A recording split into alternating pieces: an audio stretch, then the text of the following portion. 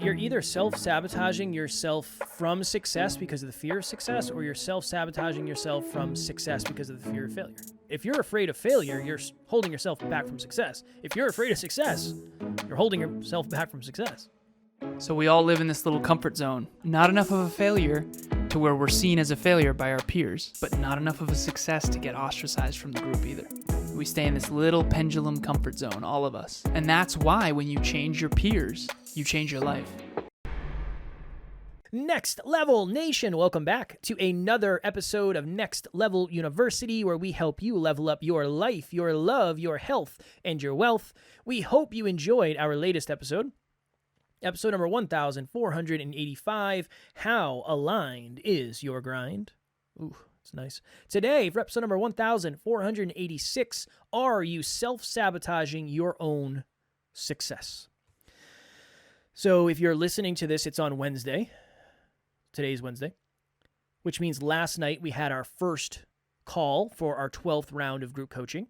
And Alan and I have a lot of conversations around group coaching when it's getting filled, because people have a lot of questions, and a lot of people say, reach out to me in the future when you have another group, and we'll do that.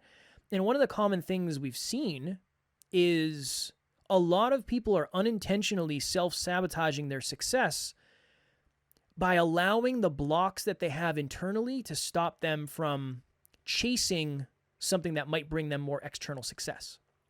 And this is and Alan has a story. He's going to have a story about that. But here's my thought. If Alan, okay, let's do this.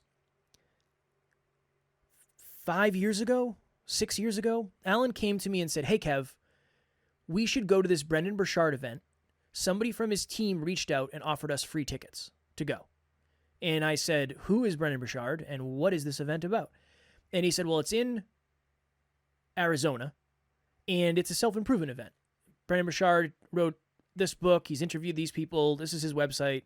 This is his Instagram profile. We should be there. And I remember thinking, nah, I don't think so. I don't want to go. I don't want to go. And here's a list of reasons why. We're broke. I don't want to fly across the country, all of those things. The big reason was I was terrified to be outside of my comfort zone and in a room with people who I didn't belong with. It was Alan's job to get me to go because he knew it would be what was best for me. And I was, with my fear and my excuses, self-sabotaging my own success. So here's my question for you. Next time you get an opportunity to do something that you know would benefit you in the long term, what could you say to yourself to help yourself get over the excuses that you're making? A very hard question, but as you start to understand yourself at a deeper level and your self-awareness raises, I think you kind of know what buttons to push. Mine now would be, your future self will thank you for this, and it's not about what you learn from the people on stage, it's what you learn about yourself being in the room. That for me is that's 100% true. My future self has always thanked, so my current self thanks my past self / past Alan for making me go. I learned more about myself than I learned from the content. That would be the thing that I would say to myself to break down that excuse. So for you, next time you have an opportunity to lean into growth, what are the excuses that just come up naturally that are self-sabotaging you from reaching that next level of success? At the risk of sounding too cliche here, the reason why you're not taking whatever action it is, whether it's going to High Performance Academy, Brendan Burchard's event that Kevin just referenced, or doing group coaching, or buying that book, or taking that course, or going back to school, or starting that podcast, whatever it is, at the root is uncertainty, and that uncertainty is always created by fear. The problem is that we don't really know what the fear is. I told Kev that what I wanted to share on this episode is when I was younger and I first started to become a speaker, I was convinced that I wasn't afraid of speaking. And it's because I'm not afraid of speaking. I'm not afraid of speaking itself. What I am afraid of in hindsight, I remember, Kev, you interviewed me probably 3 months ago now, something like that. One of your questions was something along the lines of, what do you now understand that you didn't understand? And I said that I'm deeply fearful. because I never considered myself a fearful person. I didn't, struggle with a lot of the fears other people had. It's like, apply to 100 jobs, you'll probably get 10 interviews and you'll bomb most of the interviews, but you'll get one of the jobs, right? I had an interview at SpaceX. I wasn't afraid of that interview. I wasn't. Now, looking back now from this new lens of awareness, this new understanding, I wasn't afraid of the interview. I wasn't afraid of the speeches. I wasn't afraid to not be good enough. What I am afraid of is being attacked, being disliked, being ridiculed, particularly when it comes to someone attacking my character. So what happens is we have these protectors, these parts of us that I'm not going to go too in depth about, but essentially, let's say you have perfectionism. A lot of people do. I definitely do. What that really is a protector stopping you from someone attacking you, essentially in advance.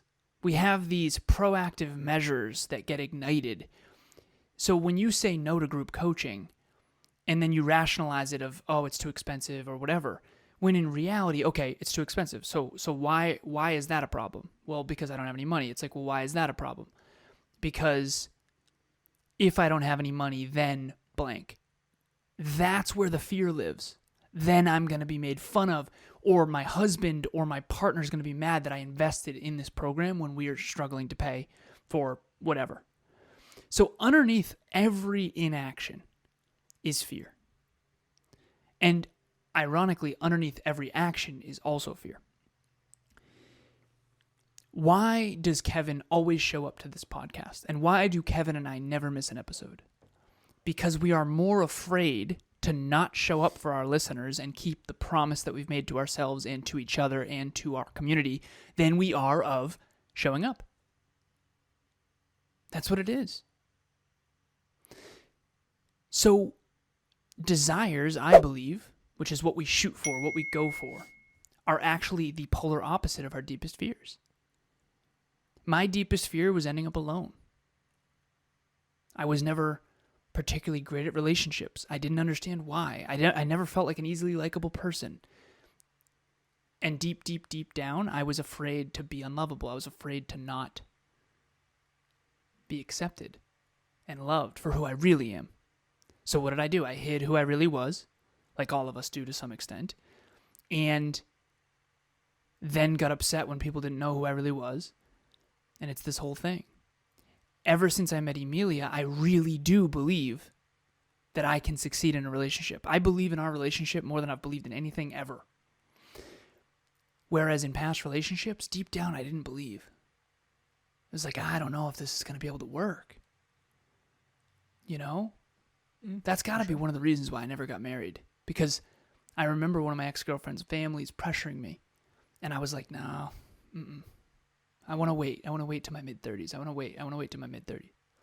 And I since have done that. But with Emilia, I believe in us. I believe in our relationship. But before that, I was afraid to be alone. And that was driving a lot of my decisions.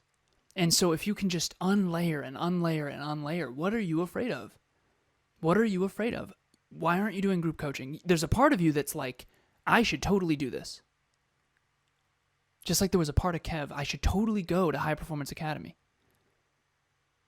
But there's this other part that says, no, too much money, too much pain in the butt, too much travel, blah, blah, blah. And if we didn't go to that event, a lot would be different. We met a lot of magnificent people there.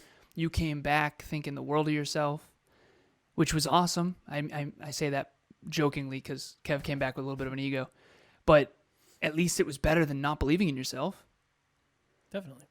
And so, for our listeners, I wasn't afraid of the speech.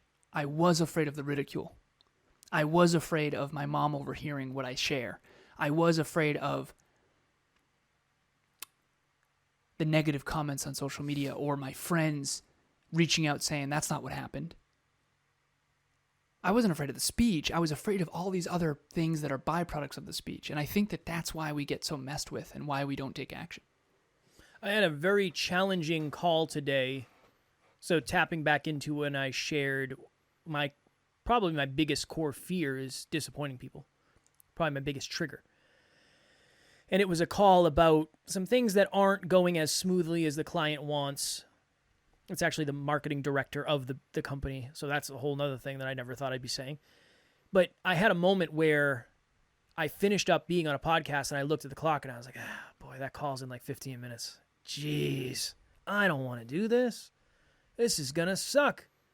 I don't want to do this at all. This is the last thing in the world I want to do. And we end up, it gets there and I log in and the guy logs in. And he's an awesome dude too. So it's nothing against him. But he said, yeah, I think I actually solved the problem. We made some changes. He's like, we probably didn't even need to have this call, but it was on the calendar. I figured we'd connect and see what's going on. So he said, how's everything? And I was like, business is growing a ton and all this, blah, blah, blah. He's like, I have nothing but empathy for all the resistance we're having right now because I know what it's like to grow that fast.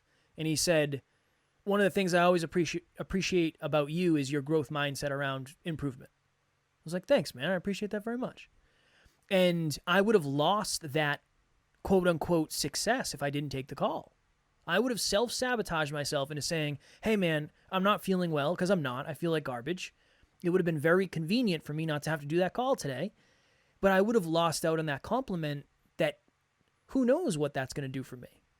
The fact that I logged into that meeting and it sucked and I was scared to do it, but the result went way better than I expected, that's a lesson. That's a life lesson that I get to use forever. But there was that part of me, that very simple human part of me that said, there's a button right there. It's like, you're sick. Just hit it. Just hit it. Just hit the you're sick button and we don't even worry about it. He'll understand completely.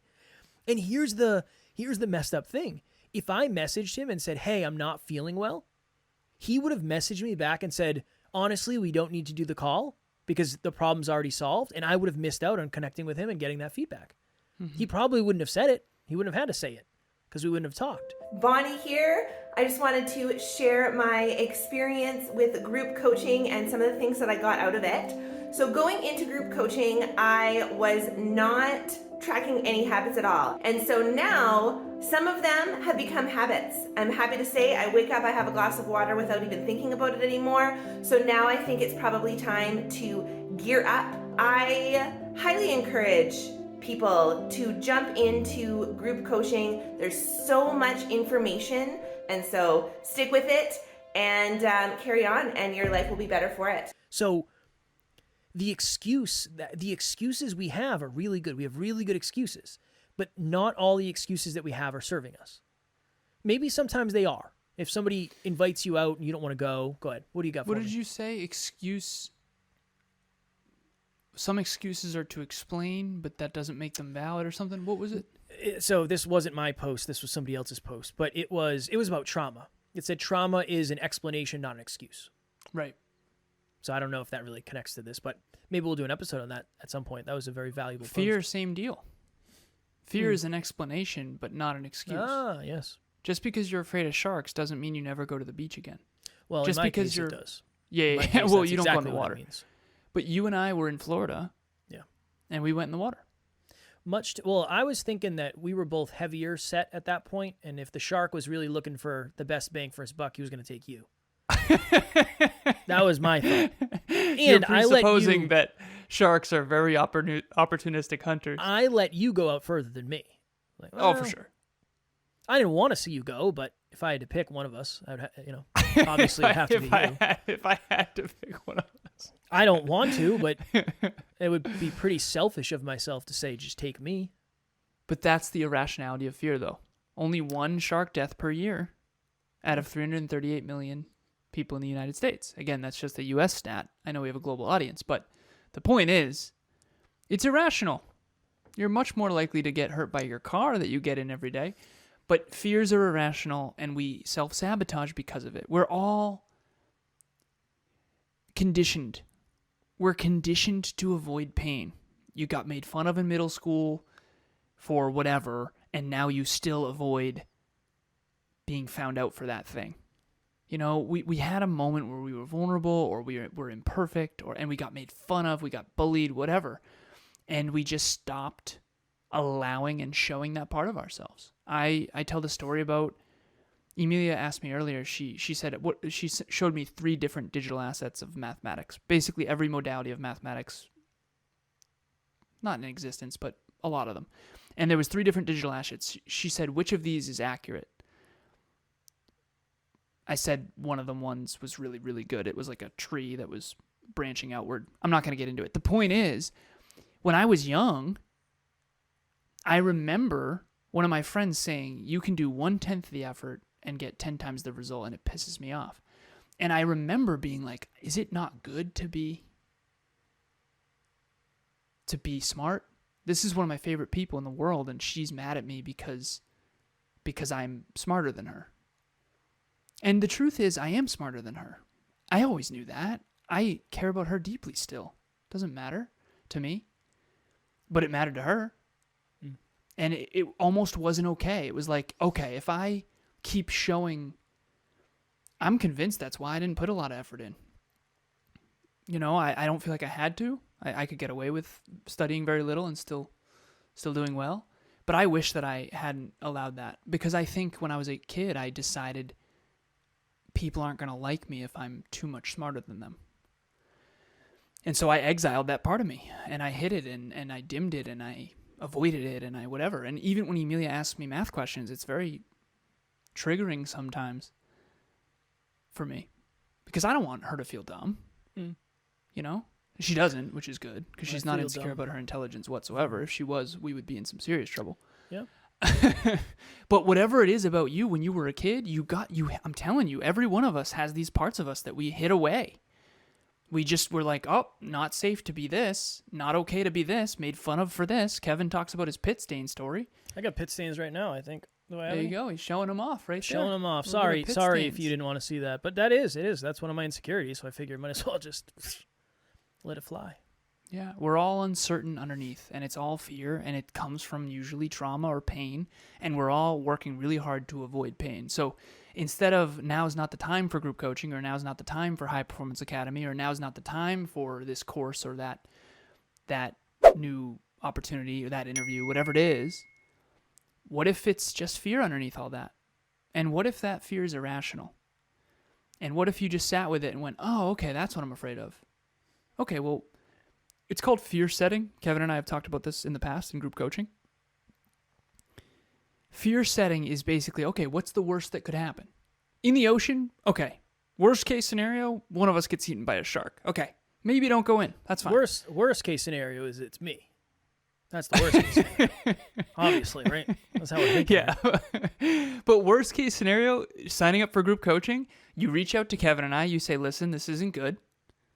And you dip, you leave. Worst case scenario is you say something vulnerable and you get triggered and you have some painful moments because you're facing some unpleasant truths from your past, and you work through it. So a lot of fear is irrational, and the self-sabotage part of you, everyone has it. And I really mean that. Everyone has it, including me. And when you can identify that that's what's happening, all of a sudden you can go, oh, let's go to the event. Screw it. Let's do it. We did it. We did it. We did it. It's you're either self-sabotaging yourself from success because of the fear of success, or you're self-sabotaging yourself from success because of the fear of failure. That's it. So those 2 things. I know. Well said. And again, I appreciate it. There's obviously more to it. That's layer 1. But think about it. If you're afraid of failure, you're holding yourself back from success. If you're afraid of success, you're holding yourself back from success. Yep. So we all live in this little comfort zone. Just not enough of a failure to where we're seen as a failure by our peers, but not enough of a success to get ostracized from the group either. We stay in this little pendulum comfort zone, all of us. And that's why when you change your peers, you change your life. That's why group coaching is so powerful. Now you're not going to be afraid to be vulnerable. Now you're not going to be afraid to talk about your struggles. Now you're not going to be afraid to celebrate your successes, because you're in a group of people where it's safe and celebrated to do that. Strong work. Next Level Nation, if you strong work. You strong work, back at you. Next Level Nation, yeah, you better watch it. We have a private Facebook group, and you should be in it. Go ahead. That's all I have to say about that. That was it. Yeah, it's called Next Level From Nation. Forrest Gump, and that's all I have to say And about that's all that. I have to say about that, yes. What am I talking about? Group I coaching. don't know. Yeah, group coaching's great. Book club. We have a lot of cool things going on in NLU. We do. If you missed out on Group 12, and I know that there were some people that did, we actually have 12 members of Group 12 because there was a few people that we talked to them about Group 12, and then we wanted to make sure they still got in because a lot of people signed up last minute. Anyways, the point is, if you want in on Group 13, reach out to myself, Alan at nextleveluniverse.com. Say, hey, I want to lock my spot for Group 13. The website will be updated soon. Until then, I'll put you on a list and make sure that we lock your spot. And if you're scared of Alan, you can reach out to me as well. Facts. I am friendly. And I check my emails every day. Same. Just a couple things about me. All right, we're going to go. Tomorrow, for episode number 1487.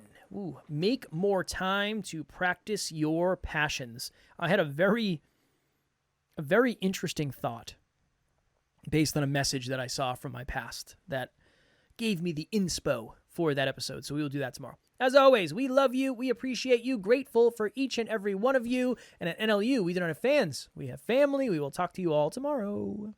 Stop self-sabotaging. Next Level Nation.